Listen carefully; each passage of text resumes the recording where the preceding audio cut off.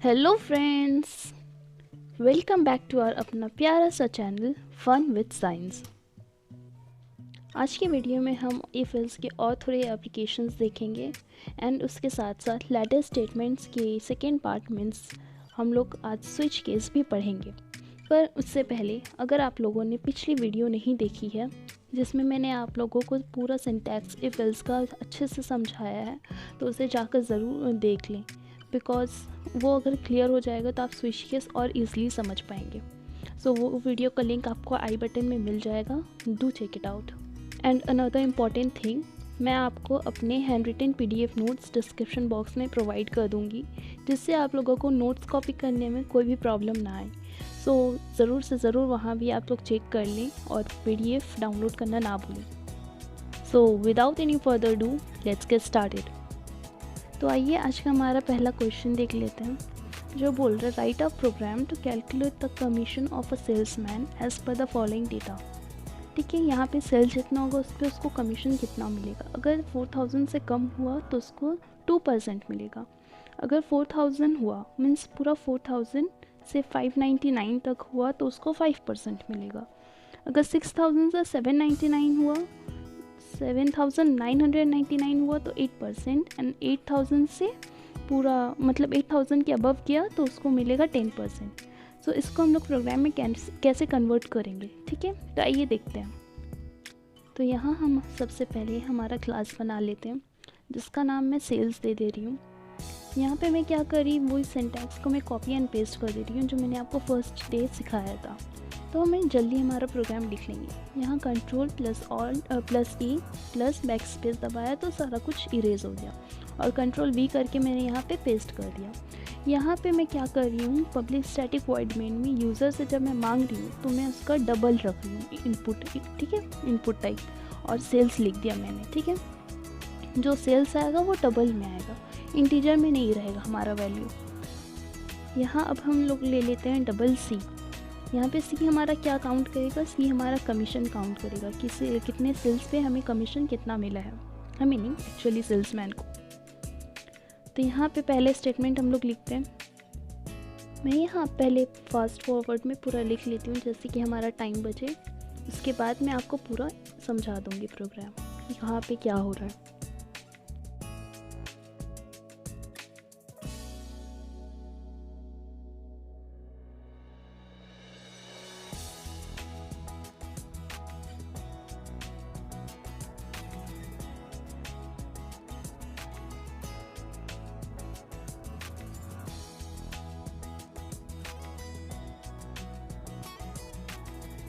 हाँ, तो यहाँ अब क्या हो रहा है, मैंने पहले स्टेटमेंट लिख लिया if sales is less than 4000, तो इस पर कितना मिलना चाहिए, 0.02%, मीन्स 2%। 0.02 से हम लोग मल्टीप्लाई कर देंगे तो यहाँ हमारा कमीशन क्या हो जाएगा, सेल्स एस्ट्रिक 0.02। तो ये हमारा हो गया फर्स्ट सेल्स। अगर हमारा एल्स इफ सेल्स इज हमारा ग्रेटर देन 3999 हुआ तो हम लोग क्या करेंगे, 4000 sales is greater than equals to 4000 and sales हमारा लेस देन इक्वल्स टू 5999। इसमें हमारा सेल्स कितना हो जाएगा, कमीशन हो जाएगा सेल्स एस्ट्रिक 0.05।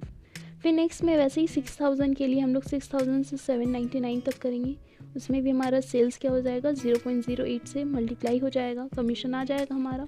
अगर ये सारा केस ट्रू नहीं हुआ तो हम लोग क्या करेंगे, एल्स पे चले जाएंगे। एल्स में सेल्स एस्ट्रिक 0.10, ठीक है। फिर उसके बाद अब हम लोग क्या करेंगे, यहाँ हम लोग कंपाइल करते हैं। देखिए यहाँ पे हमारा नेम का गलती हो रहा है, नेम सेम हम लोगों ने लिख दिया। तो अब हम लोग नेम को चेंज करके कंपाइल कर रहे हैं, नो सिंटैक्स एरर। अब हम लोग इसे कंपाइल करते हैं, देखते हैं क्या आता है।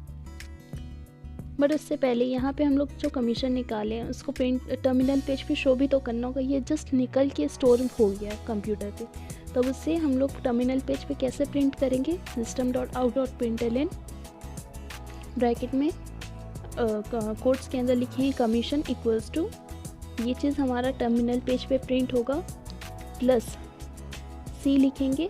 C जो हमारा ये C है वो हमारा कमीशन शो करेगा, तो हमारा प्रिंट हो जाएगा कमीशन इक्वल्स टू, जो कमीशन का वैल्यू आएगा वो वहाँ पे प्रिंट हो जाएगा।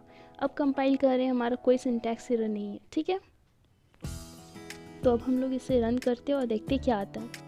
पहले मैं यहाँ पे वैल्यू दे रही हूँ जैसे कि 3593, तो इस पर हमें कमीशन कितना मिलना चाहिए, 71.86।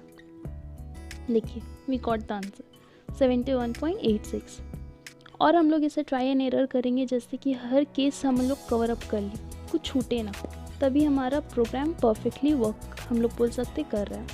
नेक्स्ट हम लोग ले लेते हैं जैसे कि 4500, एक कम लिए 4000 से, अब एक ज़्यादा लेते हैं तो 225.0 सही आ रहा है। नेक्स्ट हम लोग 700 से ज़्यादा ले लेते हैं, 7000 से 7689, तो हमारा कमीशन क्या आया 615.12। अब और ज़्यादा अगर 8000 से ज़्यादा हुआ तो 8910 ले लेते हैं जैसे कि, हमारे इसमें कमीशन कितना होना चाहिए 891, 10%। देखिए 891, तो हमारा प्रोग्राम परफेक्टली वर्क कर रहा है। दैट मीन्स हम लोग ने प्रोग्राम एकदम करेक्ट लिखा है। तो आइए अब हम हमारा थोड़ा टफ प्रोग्राम की तरफ बढ़ते हैं जिसका नाम है बिल कॉस्ट। ठीक है, यहाँ पे इतना मैं नहीं पढ़ रही हूँ, मैं सिंपल इसका मेन चीज़ पढ़ दे रही हूँ। जब हमारा you less than, you means किसको रिप्रेजेंट कर रहे हैं, यूनिट्स। अगर यूनिट्स हमारा लेस दैन 0 है, मतलब कोई यूनिट आया ही नहीं है, तो उसका मतलब हो रहा है इनवैलिड इनपुट। ठीक है, नेक्स्ट अगर 1 से 50 के बीच में हमारा यूनिट इलेक्ट्रिसिटी बिल हुआ, यूनिट आया, तो इसमें क्या होगा 1 से 50 मतलब 50 यूनिट्स के लिए हमें कितना देना पड़ेगा 2 पर यूनिट। ठीक है, ₹2 पर यूनिट। नेक्स्ट अगर 51 से 250 मतलब 200 यूनिट, बीच का कितना हुआ 250 माइनस 251, बीच का 200 यूनिट, तो उसके लिए हमें कितना देना पड़ेगा ₹3 पर यूनिट। वैसे ही 251 से 450 मतलब 200, 450 माइनस 250 कितना हो रहा है 250, तो उसके लिए हम लोग को कितना देना पड़ेगा 3.75। एंड अगर 450 यूनिट से ज़्यादा हुआ तो हम लोग को पर यूनिट के लिए ₹4 देना पड़ेगा। सो ये हमारा मीन्स छोटा सा, मतलब मैंने आपको समरी दे दिया कि यूनिट्स कैसे निकालना है। तो आइए इसे हम लोग कैसे प्रोग्राम में कन्वर्ट करते हैं देखते हैं। यहाँ अब हम लोग अपना न्यू क्लास क्रिएट कर लेते हैं जिसका नाम मैं बिल कॉस्ट दे रही हूँ फिर से। और उसमें फिर से हम लोग क्या करेंगे, पूरा Ctrl+A बैकस्पेस दबाकर पूरा क्लियर करेंगे। तो यहाँ हम लोग अपना IO पैकेज इंपोर्ट कर लेते हैं। नेक्स्ट हम लोग क्लास का नेम क्या देंगे, बिल कॉस्ट। ठीक है, यहाँ पे हम लोग क्लास नेम बिल कॉस्ट दे देंगे। इसके बाद स्टार्ट करते हैं, मतलब ये सारा सिंटैक्स हो गया हमारा। Public static void main int unit, यहाँ हम लोग इंटीजर क्या यूज़र से क्या ले रहे हैं, यूनिट्स। ठीक है, फिर उसके बाद हम लोगों को क्या चाहिए, अब बिल क्रिएट करना है, तो उसके लिए हम लोग एक वेरिएबल क्रिएट करते हैं $B, जहाँ पे हम लोग बिल का वैल्यू स्टोर करेंगे जो कैलकुलेटेड रहेगा। नेक्स्ट हम लोग यहाँ पे क्या करेंगे, if you is less then 0 मतलब यूनिट्स आया ही नहीं हमारे पास, तो हम लोग उसमें क्या लिख देंगे, system.out.println इनवैलिड इनपुट, मतलब यूनिट्स है ही नहीं तो हम लोग बिल किसका निकालेंगे, तो invalid input according to our question. Else if अगर हमारे यूनिट्स ग्रेटर देन 1 हुआ, greater than equals to and less than equals to 50 होता है, तो हम लोग क्या करेंगे, हमारा बिल क्या हो जाएगा, बेस वैल्यू 50 प्लस जितना यूनिट्स आया उस पर 2%, मतलब 2 यूनिट्स पर लगेगा, तो यूनिट्स ने *2 कर दिए।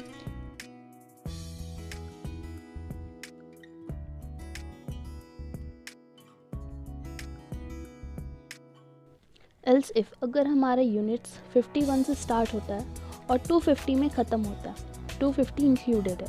ठीक है, 51 से 250, तो उसमें हमारा बिल क्या हो जाएगा, B इक्वल्स टू, पहले बेस वैल्यू 50 हम लोग ऐड करेंगे उसमें। ओके, बेस वैल्यू में क्या करेंगे, पहले 50 ऐड करेंगे, फिर 50 इंटू 2 मतलब जो पहला था, पहला 50 के लिए 2 पर यूनिट्स लगेगा वो किया ऐड, फिर उसके बाद u माइनस 200, नेक्स्ट के लिए कितना बच रहा है 200 इंटू 3। यहाँ पे थोड़ा आप लोग करेक्शन कर लीजिए प्लीज़, यहाँ पे मैंने यूनिट्स माइनस 50 कर दिए, यहाँ पे यूनिट्स माइनस 200 होना चाहिए। ठीक है, यूनिट्स माइनस 200 *3.0, ये आप लोग अपना थोड़ा करेक्ट कर लीजिए। नेक्स्ट अगर हमारा इफ़ एल्स 251 से शुरू होता है और 450 में ख़त्म होता है, अगर इसके बीच का रेंज है तो उसमें क्या करेंगे हम लोग, पहले B equals to 50 plus 50 *2 first 50 के लिए, फिर प्लस 200*3 सेकेंड वाली 200 के लिए, फिर प्लस यूनिट्स माइनस 250, जब यूनिट्स आया हमारा उससे हम लोग 250 माइनस कर देंगे और उसमें एस्ट्रिक कर देंगे 3.75, ठीक है। थर्ड वाला एल्स के लिए हम लोग क्या करेंगे, अगर हमारा यूनिट्स ग्रेटर देन 450 होता है तो उसमें क्या हो जाएगा, वो वाले केस में हम लोग को एल्स वाले पार्ट में और लिखने का ज़रूरत है नहीं वैसे। तो यहाँ पे अब हम लोग क्या लिख देंगे, बिल इक्वल्स टू, मैं सिंपल कॉपी पेस्ट कर दे रही हूँ, और लास्ट वाले में 200 एस्ट्रिक 3.75 कर देंगे यहाँ पे, क्योंकि 200 यूनिट्स अब लास्ट का बचा है। और फिर जो 450 से ज़्यादा होगा उसके लिए क्या करेंगे, यूनिट्स माइनस 450 एस्ट्रिक 4.0, ठीक है। जैसे कि हमारे यूनिट्स 451 आया है तो क्या होगा, पहला सब के लिए मतलब 451 माइनस 450 सब के लिए पूरा 3.75 तक कैलकुलेट हो जाएगा, और जो 1 यूनिट रहेगा उसके लिए 4 कैलकुलेट होगा। ये चीज़ आप लोग को ध्यान देना है, ठीक है। यहाँ पे मैंने यूनिट्स का स्पेलिंग मिस्टेक कर दिया तो इसलिए मुझे एरर मिल गया। अब कंपाइल करते हैं, नो सिंटैक्स एरर, मतलब परफेक्टली रन कर रहे हैं। तो अब हम लोग पहले बिल का वैल्यू प्रिंट कर देते हैं, क्योंकि ये स्टोर होकर सिर्फ कंप्यूटर में, हमारे पास नहीं, हमें टर्मिनल पेज पे शो नहीं होगा। तो उसके लिए हम लोग system.out.println करने के बाद क्या लिखेंगे, इसमें बिल इक्वल्स टू कोड्स के अंदर, तो ये टर्मिनल पेज पे प्रिंट होगा, प्लस बी, ये जो बी का वैल्यू है वो यहाँ पे क्या हो जाएगा, प्रिंट हो जाएगा। तो इसको ध्यान से लिखना है, ठीक है। उसके बाद देखिए नो सिंटैक्स एरर। अब हम लोग इसे रन करते हैं। तो यहाँ मैं पहला वैल्यू देती हूँ 56, तो इसमें 168 आता है, ठीक है। फिर मैं यहाँ 67 दे देती हूँ तो 201, 278 देते हैं तो 855 मिल रहा है, एंड 450 में हमें 1500। मतलब हमारा बिल वाला प्रोग्राम परफेक्टली रन कर रहा है। सारा केसेस मैंने ट्राई एंड एरर कर लिया। आइए तो अब हम लोग मेन चीज़ सेकेंड देख लेते हैं, दैट इज़ स्विच केस। उसका सिंटैक्स क्या होता है, इफ एल्स में जैसे हम लोगों ने सिंटैक्स पढ़ा था वैसे यहाँ स्विच केस का सिंटैक्स है। यहाँ आपको स्विच सारा कुछ स्मॉल में लिखना है एंड ब्रैकेट में वेरिएबल देना है। वेरिएबल इंट एन हम लोग जैसे डिक्लेयर करते हैं, सो यहाँ पे हम लोग को एन देना पड़ेगा। यहाँ केस 1, फिर स्टेटमेंट, आप स्टेटमेंट बोल सकते हो, मतलब बॉडी, पूरा प्रोग्राम का आपका बॉडी। फिर उसके बाद ब्रेक, ये ब्रेक देना यहाँ पे बहुत इंपॉर्टेंट है। फिर उसके बाद केस 2 में हम लोग चले जाएंगे, फिर केस 2 में भी स्टेटमेंट 2 आएगा, ब्रेक, फिर केस 3, केस 4, जितने स्टेटमेंट्स रहेंगे, केसेस रहेंगे, हम लोग उतना यहाँ पे दे सकते हैं। लास्ट में डिफ़ॉल्ट स्टेटमेंट, ठीक है। यहाँ पे ब्रेक का क्या इंपॉर्टेंस है, ये ब्रेक जहाँ पे होगा उसके बाद, मतलब ये केस 1 के बाद अगर केस 1 हम लोग का ट्रू होता है और ब्रेक लग जाता है, सिर्फ केस 1 हमारा रन करेगा, केस 2, केस 3, केस 4 और कुछ रन नहीं करेगा, डिफ़ॉल्ट भी रन नहीं करेगा, और हम लोग डायरेक्ट ब्रैकेट के बाहर आ जाएंगे, ठीक है। वैसे अगर केस 2 का स्टेटमेंट ट्रू होता है, वो अगर 1 फॉल्स हुआ तो हम लोग 2 में आएंगे। अगर 2 ट्रू होता है तो ब्रेक होने के बाद केस 3, केस 4, केस 5 कुछ रन नहीं होगा, सिर्फ केस 2 रन होगा। वैसे केस 3 के लिए भी वैसे ही है, केस 4, केस 5 वैसे ही हम लोग जाएंगे, जो स्टेटमेंट ट्रू होगा सिर्फ वो एग्जीक्यूट होगा, बाकी और कोई एग्जीक्यूट नहीं होगा। ब्रेक होने के बाद हम लोग डायरेक्ट ब्रैकेट के बाहर आ जाएंगे, उसके बाद जो रहेगा फिर हम लोग उसको एग्जीक्यूट करेंगे। ये हो गया उसका मीनिंग। एंड डिफ़ॉल्ट स्टेटमेंट जैसे हम लोग इफ एल्स में यूज़ करते थे, एल्स स्टेटमेंट जो था कुछ नहीं एग्जीक्यूट हुआ तो एल्स एग्जीक्यूट हो गई, वैसे यहाँ डिफ़ॉल्ट स्टेटमेंट है, अगर कुछ एग्जीक्यूट नहीं होता है तो डिफ़ॉल्ट स्टेटमेंट एग्जीक्यूट होगा ही होगा। एंड उसके बाद ब्रैकेट क्लोज होने के बाद हम लोग स्विच केस से बाहर आ जा रहे हैं। तो आइए हम एक प्रोग्राम के हेल्प से इसे समझने की कोशिश करते हैं। यहाँ पे हम क्या करेंगे, हम लोग स्विच एक क्लास बना कर क्रिएट कर लेते हैं, जिसका नाम मैं स्विच 1 दे रही हूँ और इसे क्रिएट कर ले रही हूँ। यहाँ पे मैं क्या कर रही हूँ, कंट्रोल A प्लस बैकस्पेस दबाकर पूरा क्लियर कर लेती हूँ, ठीक है। अब यहाँ पे हमारा basic syntax import java.io.asterisk semicolon class switch 1, यहाँ पे मैं क्लास खोल रही हूँ, ये क्लास का ब्रैकेट खोला, अब पब्लिक स्टैटिक वॉइड मेन।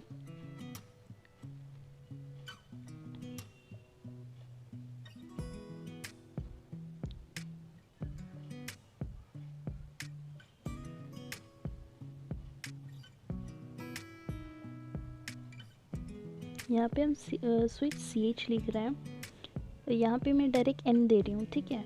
तो एन क्या है, हम लोग को यूज़र से इनपुट लेना है। सो यहाँ पे मेन मेथड में जहाँ स्टैटिक मेन है वहाँ पे हम लोग को लेना पड़ेगा इंट एन, ठीक है। उसके बाद हम लोग यूज़र से ले पाएंगे, उसके बाद ही यहाँ स्विच एन हम लोग लिख सकते हैं, अदरवाइज़ हम लोग को एरर मिलेगा, ठीक है। अभी मुझे एरर मिलने वाला है बिकॉज मैंने नहीं लिखा है। उसके बाद हम लोग क्या कर रहे हैं, हम लोग केस 1 लिख रहे हैं, system.out.println क्या लिख देंगे इसमें, कोट्स के अंदर में लिख देते हैं 1, ठीक है। फिर उसके बाद हम लोग ब्रेक कर देंगे। ब्रेक में सेकेंड लाइन में लिख रही हूँ क्योंकि ऐसे प्रोग्राम्स लिखने में थोड़े अच्छे लगते हैं। मैं क्या कर रही हूँ यहाँ पे पूरा कॉपी पेस्ट, ठीक है, ज़्यादा टाइम नहीं लगेगा तो वही कर देती हूँ मैं जल्दी जल्दी। तो 1 से 5 तक प्रिंट करना है, उसके लिए मैं क्या की, कॉपी पेस्ट कर दिया मैंने। और उसके बाद अब हम लोग क्या लिख देंगे, डिफ़ॉल्ट स्टेटमेंट। डिफ़ॉल्ट स्टेटमेंट में क्या लिख देंगे, सॉरी रॉन्ग इनपुट या फिर इनवैलिड इनपुट, जो आपका मन करे। system.out.println इनवैलिड इनपुट और समथिंग जो आपका मन जैसा आपको समझ आए। या फिर अगर प्रोग्राम में स्पेसिफाई कर दिया क्वेश्चन में कि आपको यही लिखना है तो आपको फिर वही लिखना पड़ेगा। आपको क्वेश्चन में जो दिया जाए उसे एकदम स्ट्रिक्टली फॉलो करोगे तो आपका program perfect and full scoring हो जाएगा, ठीक है। यहाँ पे मैं लिख दे रही इनवैलिड इनपुट। ब्रेक देना बहुत इंपॉर्टेंट है, तो इसे आप लोग ध्यान से दीजिए। यहाँ पे मैंने एरर लिख दिया। यहाँ क्या करी मैं, सब में डिफरेंट में 1 2 3 ऐसे करके चेंज कर दे रही हूँ इनपुट्स।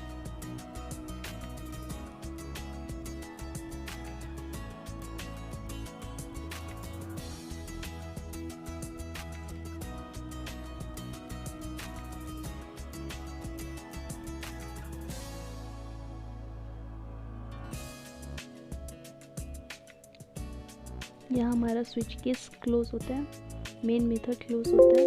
क्लास मैंने क्लोज नहीं किया, देखिए मुझे एरर पहले आ गया क्योंकि यहाँ सेमीकोलन नहीं है। फिर यहाँ पे मुझे क्लास को क्लोज करना है। ये सारा मिस्टेक्स मैं जानबूझकर कर रही हूँ, जैसे कि आप लोग जब ये सब करोगे तो आप लोग को भी ये सब मिस्टेक्स आएंगे। सो देखिए यहाँ पे एन का हम लोग से पूछ रहे हैं एन क्या होगा, तो एन में हमें क्या देते हैं ना, इंट। इंट यहाँ पे आप नहीं दे सकते, देख लीजिए हमें कहाँ पे देना पड़ेगा, मेन मेथड में। यूज़र डिफाइंड है ये, यूज़र हमें बताएगा। यहाँ पे हम लोग इंट नहीं दे सकते, यहाँ सिर्फ हमें वेरिएबल का नेम देना है, वेरिएबल टाइप एंड उसका नेम हम लोग को मेन मेथड में देना पड़ेगा। तो हम लोग अब क्या करेंगे, ऊपर मेन मेथड में क्या देंगे, इंट। अगर हम लोग स्विच केस के अंदर भी देते तो भी हमारा ये एरर आएगा।